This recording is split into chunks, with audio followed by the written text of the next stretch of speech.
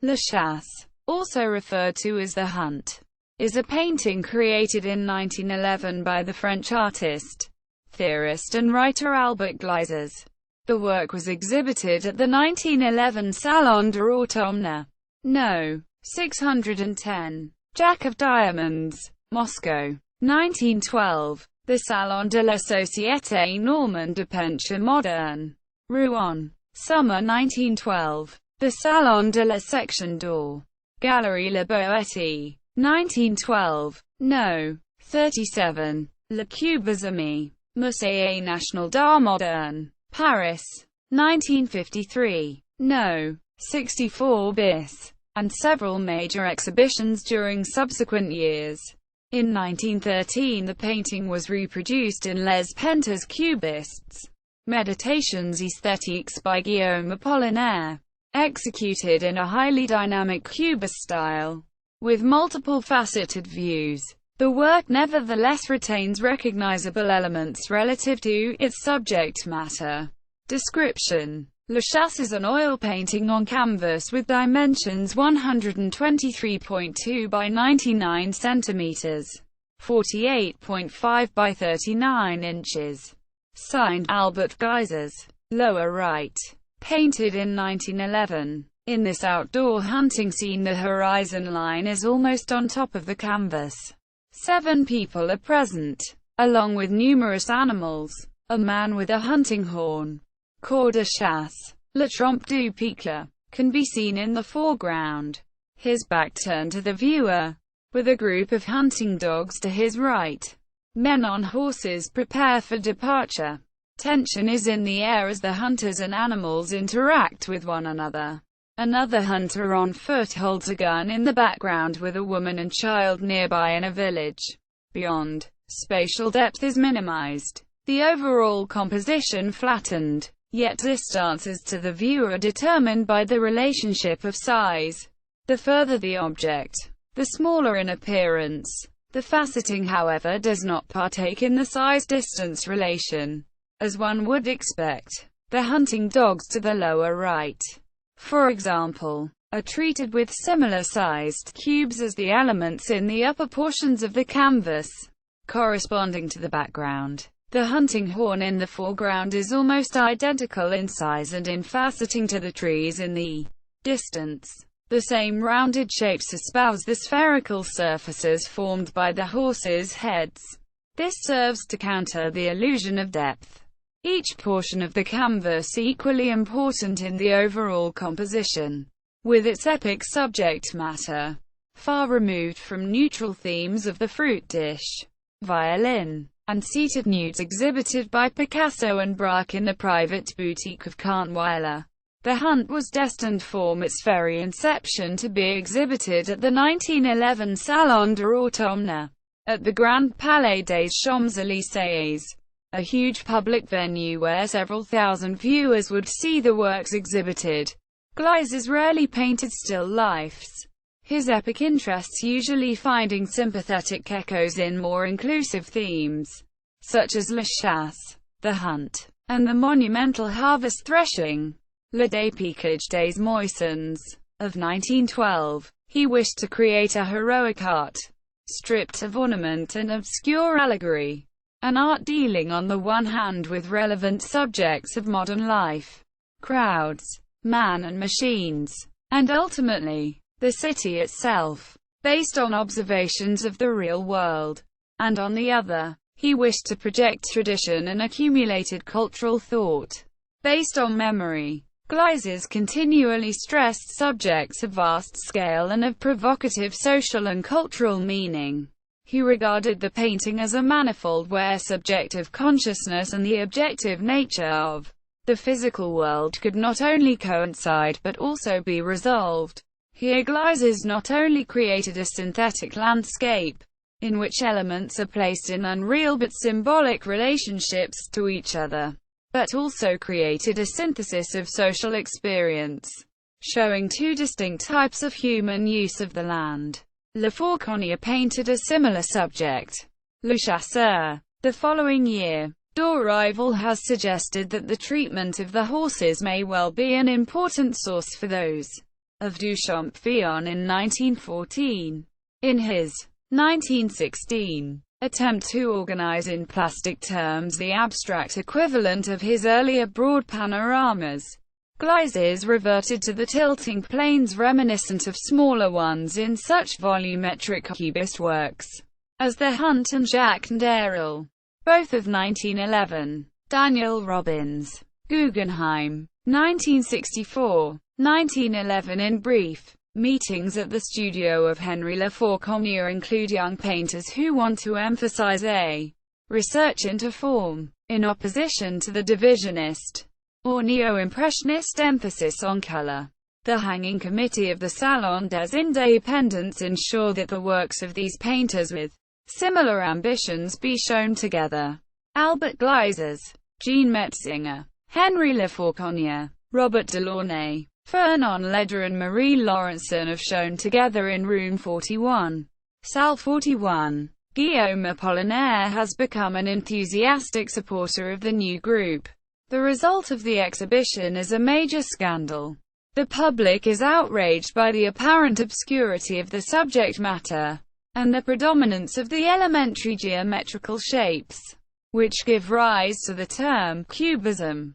Although the term cube has been used before with respect to the works of Metzinger, 1906, Delaunay and Metzinger, 1907, and Georges Braque, 1908. This is the first time the word cubism is used. The designation becomes widespread as an artistic movement. The term cubisme is accepted in June 1911 as the name of the new school by Guillaume Apollinaire, speaking in the context of the Brussels Independence, which includes works by Gleizes, Delaunay, Leder, Lefauconnier and André Dunoyer du Ségonzac. Over the summer of 1911, Gleizes, living and working in Courbevoie, is in close contact with Metzinger, who has recently moved to Moderne. Gleizes paints Le Chemin, Paysage à Moderne. The two have extensive conversations about the nature of form and perception. Both are discontent with classical perspective, which they feel give only a partial idea of the subject matter as experienced in life, seen in movement and from many different angles. 1911 Salon de l'Automne. Following the Salon des Indépendants of early 1911, a new scandal is produced, this time in the Cubist room at the Salon de l'Automne. Gleizes shows his portrait to Jacques Darel and La Chasse, The Hunt. Metzinger exhibits La Gauta, Tea Time. Other artists join the Salle 41 group: Roger de la Fresnaye, André L. Haute, Jacques Villon, Marcel Duchamp, František Kupka, Alexander Archipenko, Joseph Csaky and Francis Picabia, occupying rooms 7 and 8 of the Salon. At about the time of this exhibition, through the intermediary of Apollinaire, Gleizes meets Picasso and sees his work along with that of Braque for the first time. He gives his reaction in an essay published in La Revue Indépendante.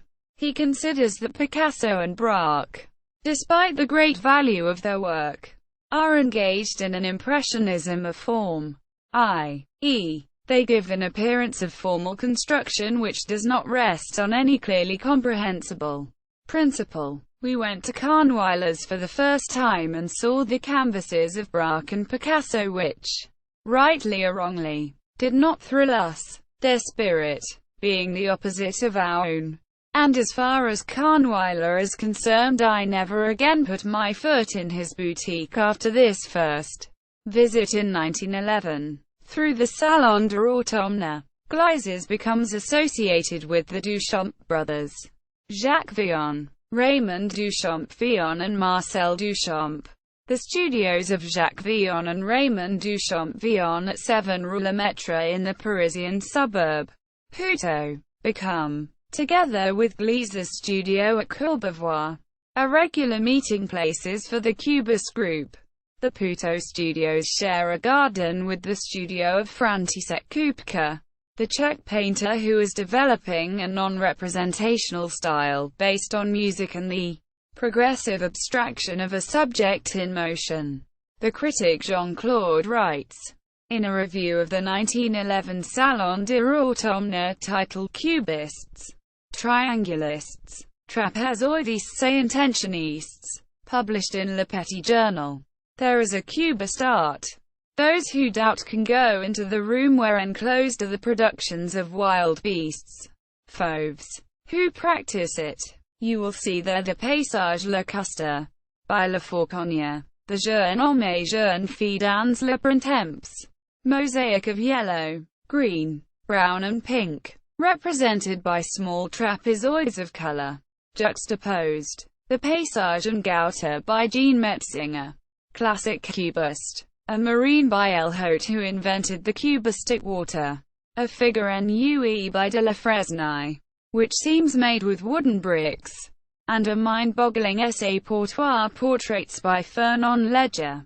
There too, Gleizes, a Chasse and a portrait, which I find deeply regrettable, because the author, once, proved he had talent. None of this would have any importance if these horrors did not take up space that could be usefully occupied by other works, and if, above all, a few snobs did not offer them to the crowds as the last canons of modern beauty. But, really, extravagance, has it ever been art? And can art survive without beauty and without nobility? The Cubists and other artists will hardly make us forget Ingres, Courbet of Delacroix. So much for them. To be continued. Jean-Claude Gleizes later recalled of the two major 1911 salons. It was at the Salon des Indépendants in Paris in 1911 that, for the first time, the public was confronted with a collection of paintings which still did not have any label attached to them. Never had the critics been so violent as they were at that time, from which it became clear that these paintings, and I specify the names of the painters who were, alone, the reluctant causes of all this frenzy. Jean Metzinger, Le Fauconnier, Fernand Léger, Robert Delaunay, and myself, appeared as a threat to an order that everyone thought had been established forever. With the Salon de l'Automne of the same year, 1911, the fury broke out again, just as violent as it had been at the Indépendance. I remember this room 8 in the Grand Palais on the opening day. People were crushed together, shouting, laughing, calling for our heads. And what had we hung? Metzinger his lovely canvas entitled Le Gouter, Léger his sombre news dans un paysage, Le Fauconnier, landscapes done in the Savoie, myself La Chasse and the portrait of Jacques Derrel. How distant it all seems now. But I can still see the crowd gathering together in the doors of the room, pushing at those who were already pressed into it, wanting to get in to see for themselves the monsters that we were. The winter season in Paris profited from all this to add a little spice to its pleasures. While the newspaper sounded the alarm to alert people to the danger, and while appeals were made to the public authorities to do something about it, songwriters, satirists and other men of wit and spirit provoked great pleasure among the leisured classes by playing with the word cube, discovering that it was a very suitable means of inducing laughter which, as we all know, is the principal characteristic that distinguishes man from the animals. The contagion, naturally, spread in proportion to the violence of the effort that was being put into stopping it. It quickly went beyond the frontiers of its country of origin. Public opinion throughout the world was occupied with Cubism, as people wanted to see what all the fuss was about. Invitations to exhibit multiplied, from Germany, from Russia, from Belgium, from Switzerland, from Holland, from Austro-Hungary, from Bohemia. They came in great numbers. The painters accepted some of them, and writers like Guillaume Apollinaire, Maurice Raynal, André Salmon, Alexandre Mercereau, the Advocate General Granier, supported them in the writings and in the talks they gave. Albert Gleizes, 1925, in his review of the 1911 Salon de l'Automne published in L'Intransigeant, written more as a counterattack in defense of Cubism. Guillaume Apollinaire expressed his views on the entries of Metzinger and Gleizes. The imagination of Metzinger gave us this year two elegant canvases of tones and drawing that attest, at the very least, to a great culture. His art belongs to him now. He has vacated influences and his palette is of a refined richness. Gleizes shows us the two sides of his great talent, invention and observation. Take the example of Portrait de Jacques Derrel. There is good resemblance, but there is not one form or color in this impressive painting that has not been invented by the artist. The portrait has a grandiose appearance that should not escape the notice of connoisseurs. This portrait covers, Revet, a grandiose appearance that should not elude connoisseurs. It is time that young painters turn towards the sublime in their art. La Chasse, by Gleizes, is well composed and of beautiful colors and sings. Chantant. Art market. Gleizes had always detested the art market falsified by a speculation on works of art imposed by the fantasy of fictitious bids to push up the prices in the public sales. When Elie accused once Rosenberg, whom Gleizes found the most sympathetic of the art dealers, offered to push up the price of his pre-war painting La Chasse, which was coming up for auction. Gleizes replied that he preferred to buy it himself and therefore wanted the price to be as low as possible. Related works. Provenance. René Gaffé. Brussels. Edouard Labouchere. Paris. Until at least 1965. Exhibitions. Paris.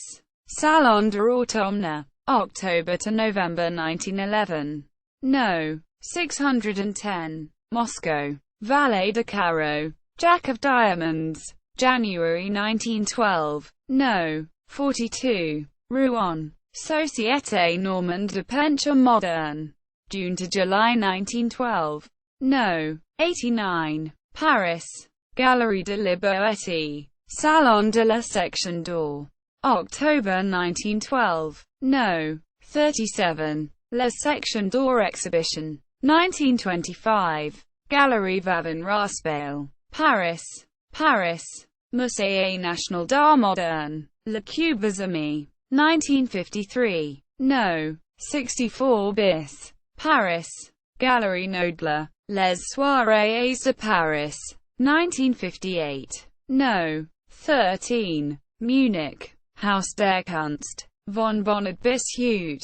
Les Chefs d'œuvre des Collections Privées Françaises. 1961. No. 51. Grenoble. Musée de Peinture et de Sculpture. Albert Gleizes et Température dans les Salons.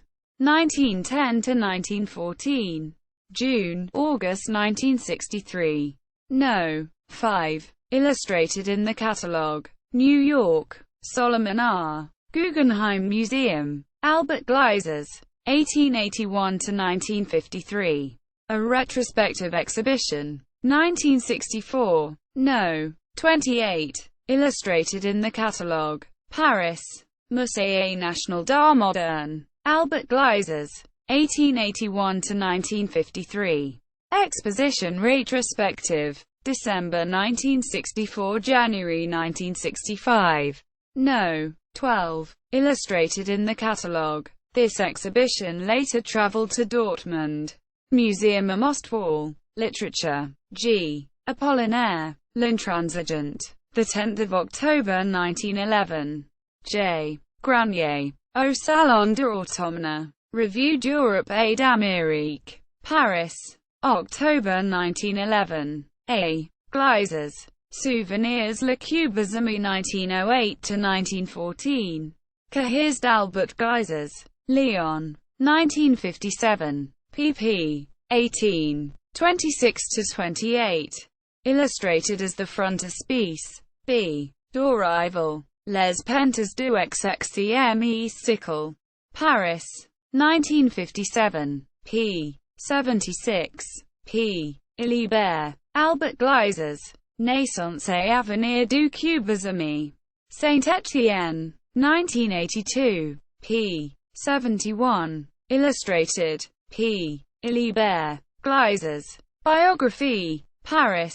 1990. p. 55. A. Varichon. Albert Gleizes. Catalogue raisonné. Volume I. Paris. 1998. No. 374. Illustrated. p. 136. Albert Gleizes. Études pour la Chasse. Centre Pompidou. MNAM. Inventory number. AM 1974-173. Fondation Albert Gleizes. Ministère de la Culture. France. Médiathèque de l'Architecture et du Patrimoine.